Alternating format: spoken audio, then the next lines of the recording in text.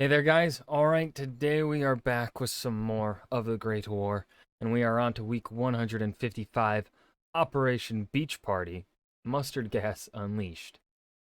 I have absolutely no idea what this could be referencing. Before we dive in, make sure you go and check out the links in the description box below. I would love it if you joined the Discord and followed me over at Twitch. All right, let's, I guess, celebrate a beach party. Let's go have fun at the beach, right? Totally won't be a bunch of dead people, right?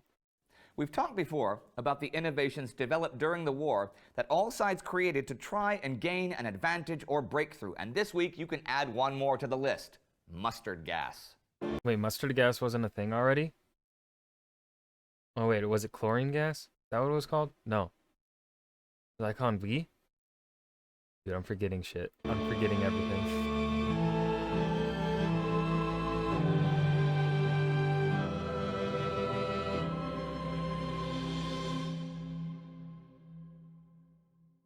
I'm Indy Nidell. Welcome to the Great War. Last week, Russia launched a major offensive on the Eastern Front, and it met with immediate successes. The Arab revolt captured Aqaba, giving them a vital port to receive supplies, and there was turmoil in the Reichstag in Berlin. Dun dun dun. That turmoil was because of the pros and cons of Germany's unrestricted submarine warfare campaign, in effect for nearly 6 months now. On July 10th, Walter Rathenau, German industrialist, journalist, and former chairman of the War Raw Materials Department, went to see Quartermaster General Ludendorff.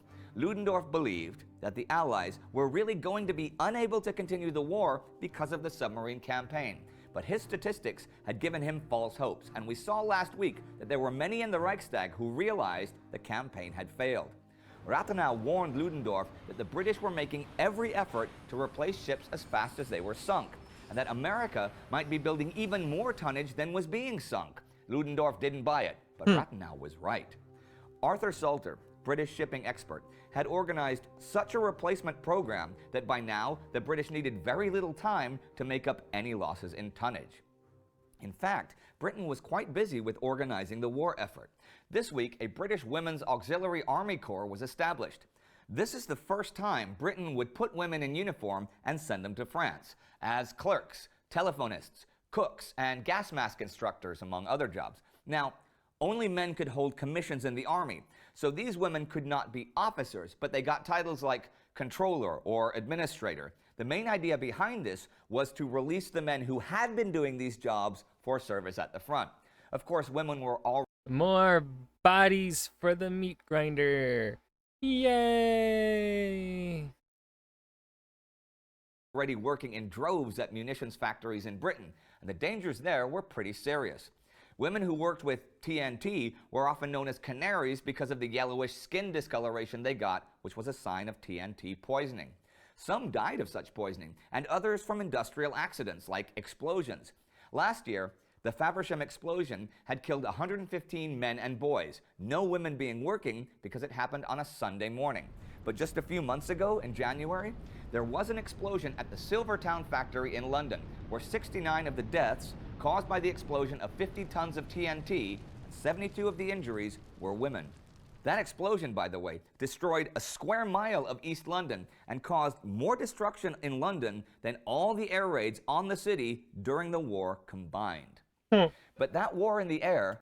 One thing I feel like I haven't mentioned in a while is just how good this series is about bringing up things that aren't really talked about too much.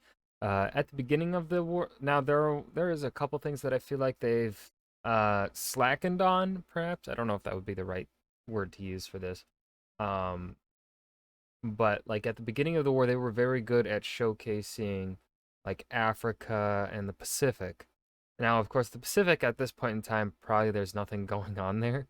But like we haven't heard from Africa in a really long time, and surely there's got to be stuff going on because there's that German general who like never lost a battle um in Africa, and I would like to hear at least maybe a brief mention of him. 'Cause I don't think he's gotten a mention at all. Maybe once at the beginning of the war.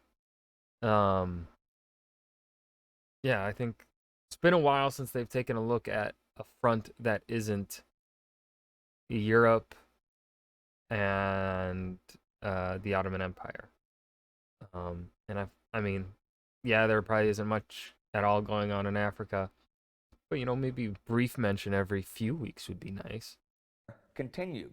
On the 7th came a daytime airplane raid on Margate and London, causing 250 casualties, mostly civilian. This was the last raid on London by daylight since 11 German aircraft were taken down. The British were not just making logistical plans behind the lines either. Lawrence of Arabia met with General Edmund Allenby this week in Cairo. After last week's success at Aqaba, Lawrence... Wait a minute. T. Lawrence died young. What the fuck? 88 to 35? I mean, that's in his... Hold on. 98, 08, 18. 3 years shy of being 50. So, I mean, not necessarily young, but he ain't close to being old. That's for sure. Especially when we got people living from the 1850 to 1950. Damn. How'd he die? What'd he die from? What killed him? With General Edmund Allenby this week in Cairo.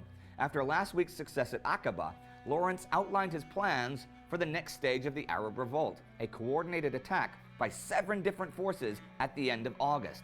Allenby would provide support with a British army push into Palestine at the same time. Allenby said he'd be ready for that by mid-September, and convinced the War Cabinet in London to reinforce his forces with 2 further divisions. These were by no means the biggest plans the British were making, though.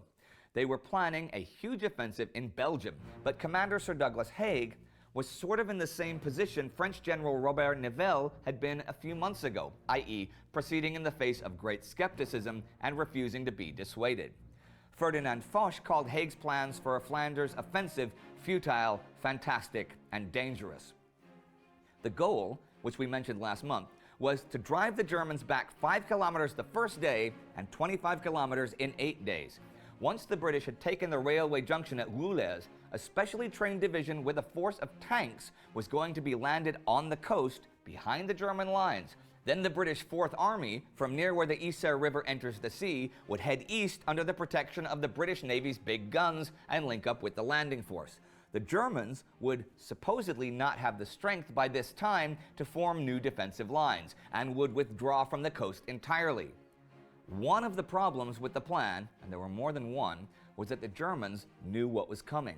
The only thing that was still a secret was the amphibious landing, and that was under such tight security that the men training for it on the Thames were not allowed to write home at all. But the Germans, from the air and from their observation points on the low ridges circling Ypres, had a clear view of the gathering of the greatest concentration of soldiers and weapons in the history of the British Army.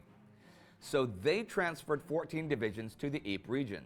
With them came Fritz von Lossberg, the actual originator of the new German flexible defense system, who then became the new chief of staff of the German Fourth Army. They did that a few weeks ago, so he had already had over a month to prepare. By this point, the German confidence of withstanding an offensive was very high. My mind is quite at rest about the attack, as we have never possessed such strong reserves, so well trained for their part, as on this front. Crown Prince Ruprecht of Bavaria. On the 10th, the Germans launched what was known as Unternehmen Strandfest, Operation Beach Party, on the British Fourth Army at its bridgehead on the Isère. This was German Marines with strong artillery and air support and a perfectly executed creeping barrage. They drove most of the British back to the west side of the river and even found a tunnel that the British had planned to use to blow up German advanced positions. They well knew something big was being planned for the coast, and capturing the high ground by the Isère had given the British a much less advantageous position for the future and had possibly ruined even the possibility of an amphibious attack. That proposed amphibious landing would be something very new if it happened, but this week something both new and sinister happened there, as the Germans used 2 new gas weapons. In that attack I just mentioned, the Germans premiered a gas known as Blue Cross. The Blue Cross gas shells were not designed to cause death or injury, but created a fine dust of particles that were to penetrate the respirator and cause sneezing and coughing fits that would force the affected soldier to tear off his respirator and then be affected by phosgene or other gas. This was not Yo, that's fucked up. That one's real fucked up. Actually very effective, partly because of the glass bottle delivery system, and partly because the British had already introduced this concept and had introduced particle filters to their gas masks. Oh. 2 days later, a more I mean, it could have been, in theory, very fucked up. In practice, it didn't end up being that fucked up because the British didn't get affected by it. more effective gas was also introduced, the Yellow Cross, mustard gas. Oh. The Germans fired it on the British near Ypres, and it was initially to be used as a defensive agent to poison the whole area.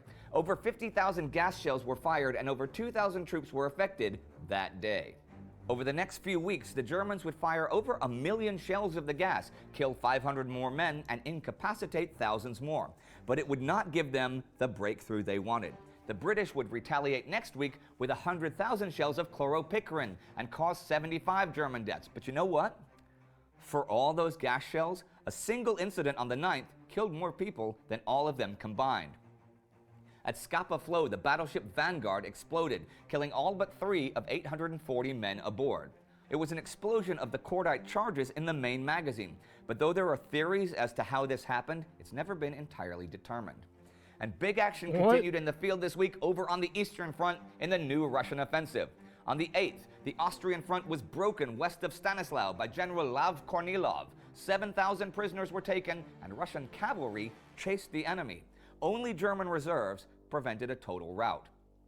On the 9th, Kornilov had crossed the Dniester River. On the 10th, the Russians captured Halich. On the 12th, they crossed the Lomnitsa River, and on the 13th, they were heading for the Hungarian border.